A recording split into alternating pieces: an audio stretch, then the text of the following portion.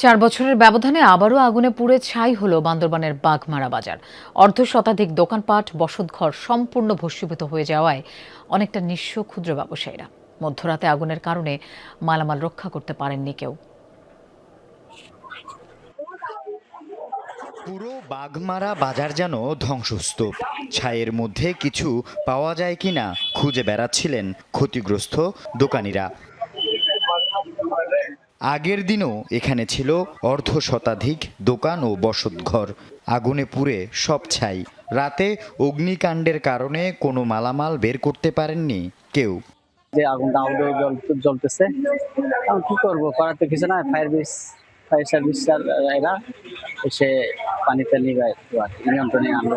প্রায় 60 থেকে 70টি দোকান এবং বাড়ি সহ আগুনে ভস্মীভূত হয়ে গেছে। আগুন কি ব্যাপার লাগিয়ে জানি তো এই ফোর আগে যে সময় আসছে যে আগুন আগে সার্ভিস এসে যাচ্ছে বাঁচাতে একটু খারাপ।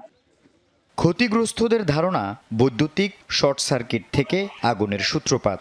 অন্তত কয়েক কোটি টাকার ক্ষয়ক্ষতি হয়েছে বলে দাবি তাদের। চোখের সামনে আমার দোকানটা পুড়ে যাচ্ছে, কিছু করতে পারছি না। আমি অনেক চেষ্টা করছি আমার দোকানটা বাঁচার জন্য, কিন্তু বাঁচাতে পারি নাই। এটা অনিশ্চিত ভবিষ্যৎ হয়ে গেছে, কিভাবে চলবো আর কি করে, একটা একমাত্র প্রতিষ্ঠান ওটাই পুরো চাই। রোয়াংছড়ি ও বান্দরবান থেকে ফায়ার সার্ভিসের 4টি ইউনিট ঘটনাস্থলে গিয়ে 3 ঘন্টার চেষ্টায় আগুন নিয়ন্ত্রণে আনলেও ততক্ষণে সব পুড়ে ছাই। সবগুলো দাহ্য বস্তু, কাঠ এবং বাঁশ এগুলো বেশি ছিল। আমরা এসে সাথে সাথে দেরি করি নাই, আমাদের পানির স্রোত পাওয়া গেছে, সেগুন কল থেকে আমরা পাম্প করে আগুন নিভেছি।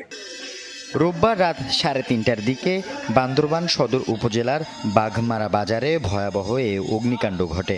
এর আগে 2022 সালের ফেব্রুয়ারিতেও আগুন লাগে বাজারটিতে। আল আমিন শিকদার, যমুনা নিউজ।